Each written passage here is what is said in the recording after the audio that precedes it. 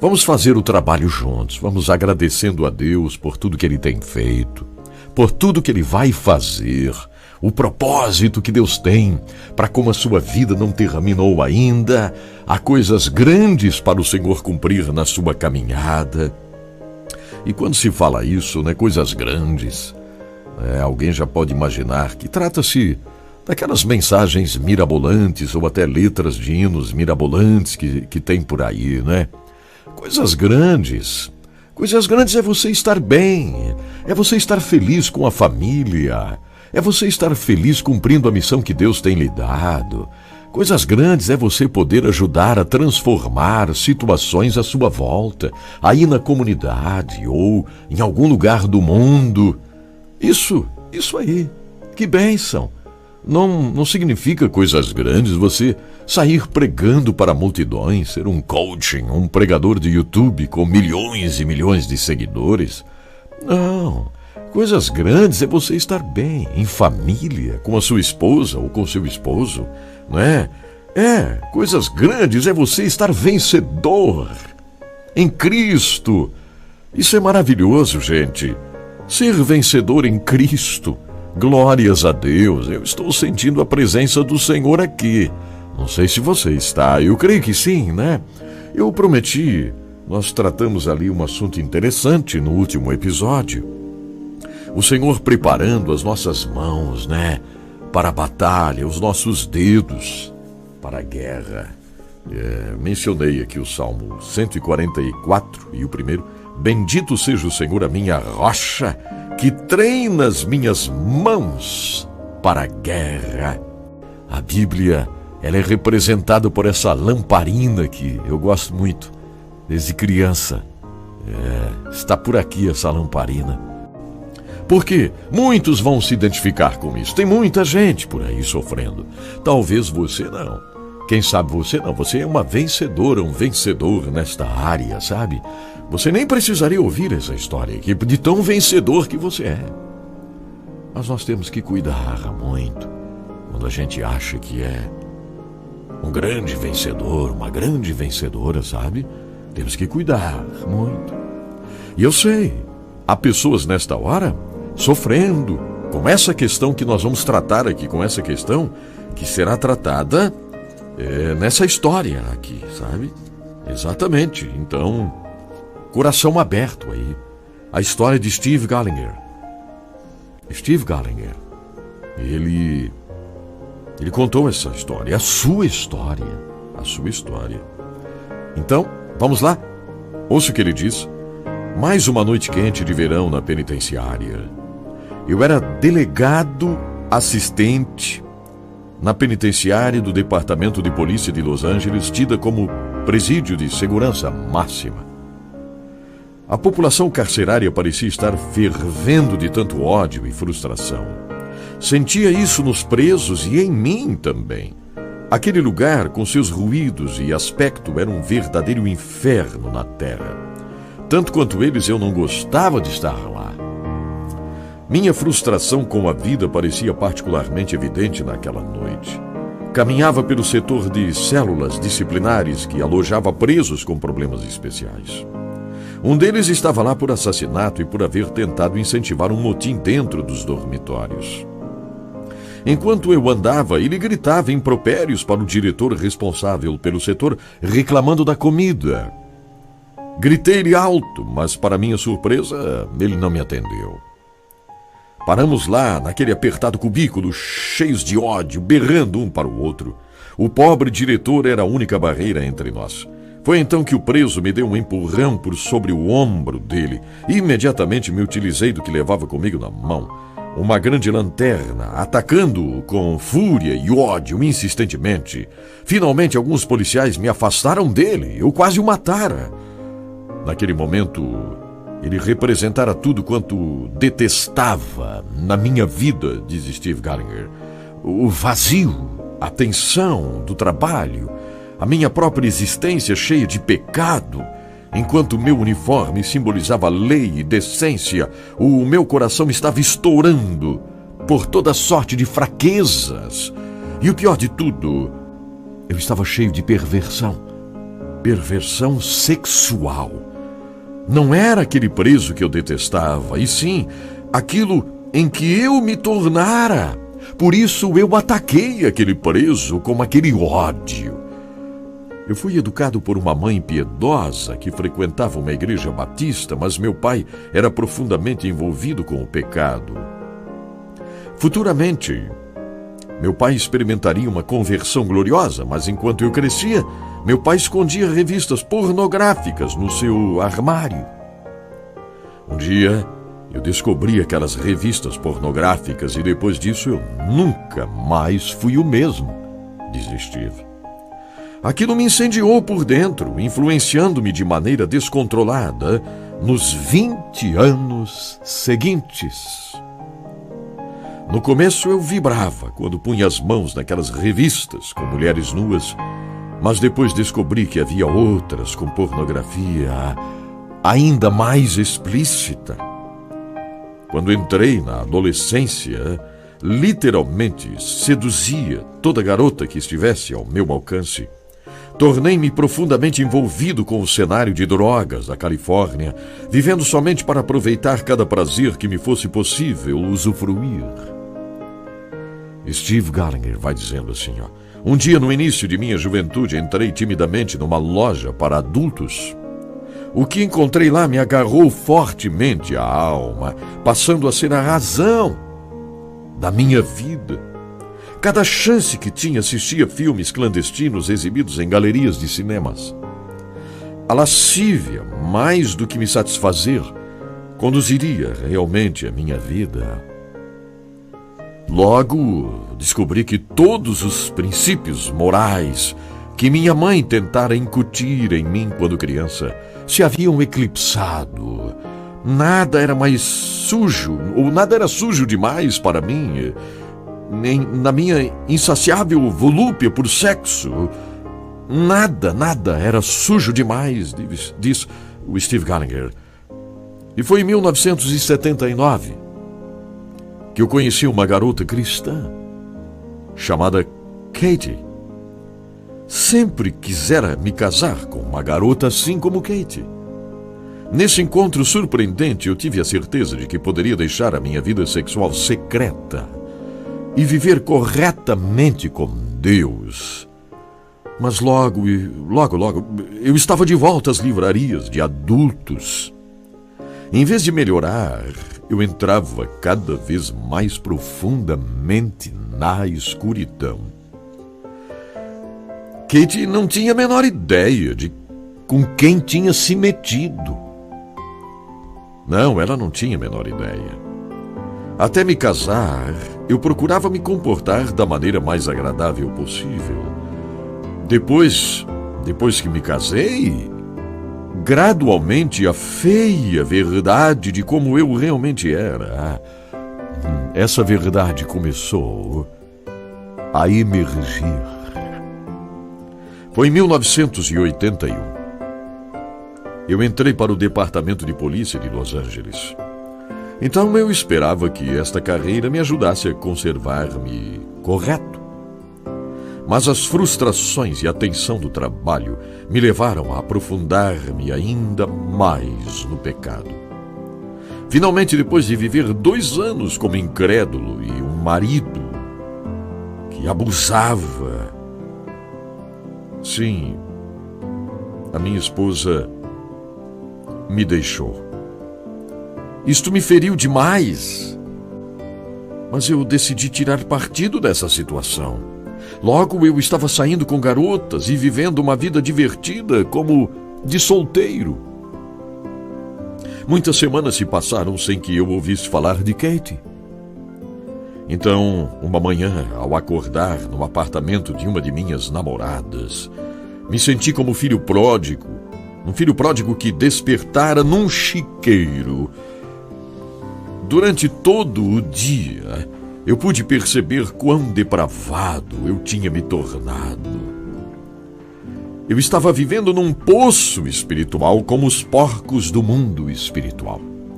Era como se coisas terríveis de repente caíssem dos meus olhos para que eu pudesse enxergar que eu estivera assim servindo a Satanás por toda a minha vida. Era isso que eu tinha feito.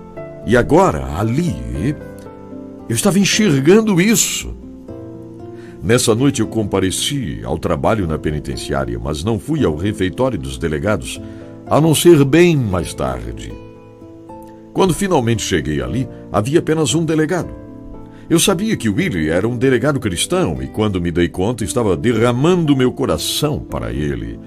Todas as minhas fraquezas fluíram à medida que eu confessava para ele o meu pecado. E ao mesmo tempo eu confessava também para Deus o meu pecado. Eu logo me senti muito bem mesmo. Eu nunca experimentara nada parecido. E o mais importante, eu estava me sentindo limpo. Limpo, diz Steve. Bem, no dia seguinte rompi com todas as namoradas. Nem bem tomar essa atitude, minha esposa me telefonou. Eu mal acabara de proferir para ela 2 palavras quando, de uma forma muito alegre, eu a interrompi contando que Jesus tinha feito algo na minha vida. Ela estava começando a falar quando eu a interrompi. E já fui dizendo que Jesus tinha feito na minha vida e ela concordou em voltar para mim, diz Steve. Sabe, eu gostaria de poder afirmar que aquilo foi o fim dos meus problemas, mas não foi. Não foi. Inacreditavelmente, algumas semanas depois de voltarmos a viver juntos, me vi novamente esmagado pela tentação. E um dia eu caí. Lá estava eu, retornando aos velhos hábitos secretos. Isso tudo era muito desencorajador, porque eu desejava servir ao Senhor Deus de uma maneira correta. Era capaz de ir ao altar e derramar o coração para Deus, e passados poucos dias eu estava voltando ao pecado. Na verdade, quando a tentação vinha, todo o pensamento sobre Deus, a minha esposa tão querida e o meu trabalho, tudo isso se dissipava. Tudo isso se dissipava. Eu caía novamente. E a luta continuava. Casou-se com a Katie, uma cristã. Mas ele tinha o vício da pornografia pesada. Começou com as revistas do pai, o pai que escondia revistas pornográficas, mas depois o Steve foi descobrindo que havia muito mais. E esse mundo da pornografia é assim, né? Pelo menos eu tenho lido alguma coisa. Que esse mundo da pornografia, ele é assim, é terrível. Ele vai levando a pessoa a um fundo de poço horrível, horrível. E ele estava vivendo assim. Parecia que tinha mudado, porque numa noite lá ele disse que foi para a penitenciária, falou com o Millie, que era um delegado cristão também, abriu o coração para ele, oraram e tal, e o Steve pensou que tinha mudado, a esposa voltou para ele, mas ele disse que não passou muito tempo, caiu de novo, nessa tentação, nessa questão da pornografia, caiu outra vez, caiu de novo. Na verdade, quando a tentação vinha, todo o pensamento sobre Deus, sobre minha esposa e sobre meu trabalho, tudo desaparecia. Aquela coisa daquela tentação e aquela vida de pecado, pela pornografia, estava longe demais. E pelo que percebemos então através da história, não ficava só nas revistas ou coisa parecida, né? Não. Nas namoradas que ele tinha, na sedução que ele estava envolvido. Então ele continuou dizendo: por 2 anos lutei muito nesta batalha, depois desse tempo aqui. Procurei conversar com pastores, mas eles pareciam não me entender. Conversei com conselheiros cristãos, mas não tinham resposta para mim. Fui então ao único lugar onde eu sabia ir. Eu fui a Deus.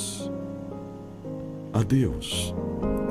E pouco depois aprendi que eu precisava ter com Ele, com meu Deus, um período de comunhão diária.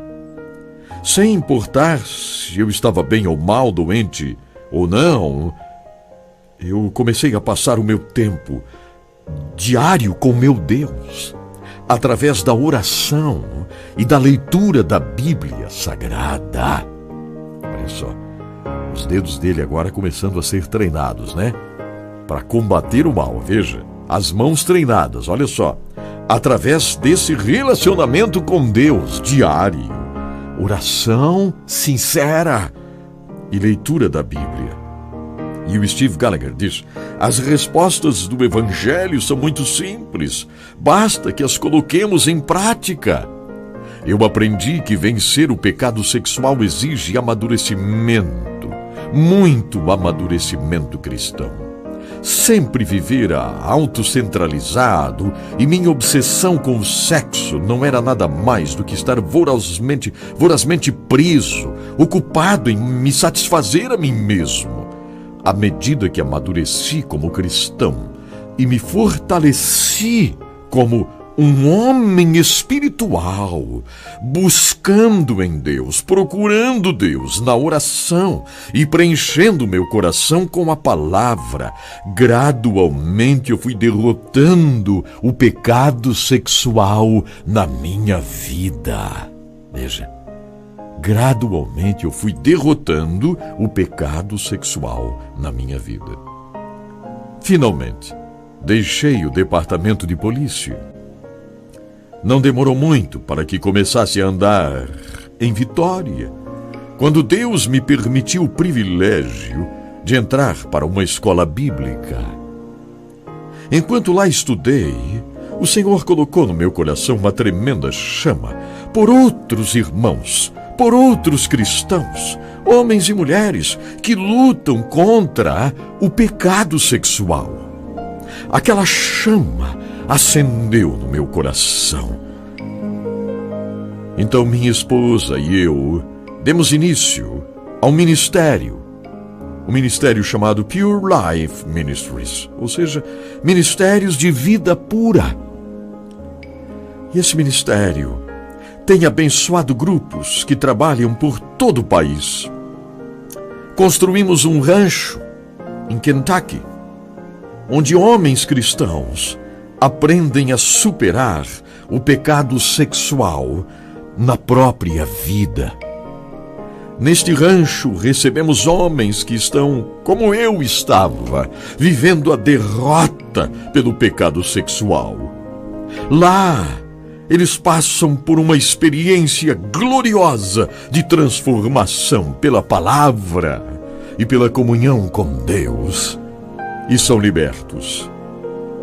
Steve Gallagher diz: desde que começamos esse ministério, Deus me permitiu por várias vezes dar meu testemunho no programa de TV Oprah Winfrey, como também muitas outras vezes estive no programa do Clube dos 700, dando meu testemunho, bem como participei de inúmeros programas de rádio e de televisão.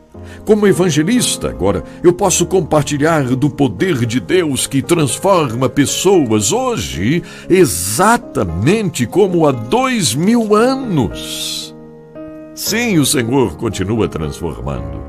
Pessoas se tornam dependentes da embriaguez, da pornografia e de atividades sexuais ilícitas do mesmo modo que outras do torpor do álcool ou das drogas. Então a pornografia, ela acaba se transformando exatamente como uma droga ou como o álcool, este vício. Quando alguém enfatiza demais a importância do sexo, isso pode provavelmente começar a ditar o seu estilo de vida, levando tal pessoa ao descontrole com respeito à frequência de atividade sexual, a escolha do parceiro, as maneiras, bem como as circunstâncias sobre as quais se tenha o sexo. E aí acontece a dependência a um comportamento sexual compulsivo. Satanás usa a fantasia, o prazer e a promessa de satisfação total para seduzir a escravidão. O viciado pode gastar anos e investir fortunas perseguindo a sua fantasia para talvez tarde demais compreender que aquilo não passou de uma fútil e louca ilusão. Um viciado pode ser obcecado com uma fantasia de espreitar ou espionar janelas. Um homossexual pode perseguir o sonho do homem perfeito, enquanto a lésbica ou da mulher ideal, seja qual for a fantasia, eles sempre vão alimentar alguma coisa a mais. Alguma coisa a mais. Uma vez realmente viciado, ele ou ela terá sua vida totalmente virada de cabeça para baixo. Não reconhecerá, contudo, que tem uma obsessão secreta por sexo ilícito. Mas há, sim, uma obsessão. Uma obsessão que muitas vezes é secreta e leva à derrota constante. Ah, meu Deus, que coisa tremenda essa história. Existe alguém que precisava ouvir esse testemunho, precisava ouvir essa história. E essa vida de derrota está chegando ao fim. Você está começando a viver algo novo. Assim como Steve Gallagher passou a viver uma vida nova. A vida dele era uma tristeza, né? A esposa sofrendo, a esposa sofrendo, absolutamente sofrendo, por causa do seu vício, da sua derrota para a pornografia, que depois foi muito mais longe do que somente pornografia, né? O vício do sexo, essa coisa toda. Mas ele venceu. Mas eu estou alegre porque eu sei que o Senhor está libertando, eu sei que o Senhor está fazendo algo grande. Agora mesmo, obrigado, meu Deus, porque essa história não veio parar aqui, debalde, em vão, não. Há um propósito grande para essa história estar aqui, Senhor. Estás libertando, estás fazendo algo novo na vida de um casal, Senhor, a qual ela sofre muito porque ele é viciado. Está às escondidas fazendo algo, mas ela sabe que ele faz este algo errado e ela sofre, Senhor, sofre tanto. Então põe a tua mão, Senhor, e liberta este homem, liberta, Senhor. E te peço também, papai, em favor desta querida que me acompanha agora. E também precisa libertação, Senhor. Tem sofrido também com este vício, com esta situação. Então liberta. Nós oramos, Pai, no poder do nome de Jesus, no nome de Jesus, crendo que Jesus liberta, o teu Filho amado, que levou, Senhor, na cruz nossos pecados, fraquezas. Então estamos nos fortalecendo em Ti, Jesus. Estamos nos fortalecendo em Ti e vamos receber testemunhos vitoriosos deste momento aqui. É guerra, Senhor, estamos numa guerra. Numa guerra. Pai, oramos em nome de Jesus. Amém. Obrigado, Senhor. Amém. Graças a Deus.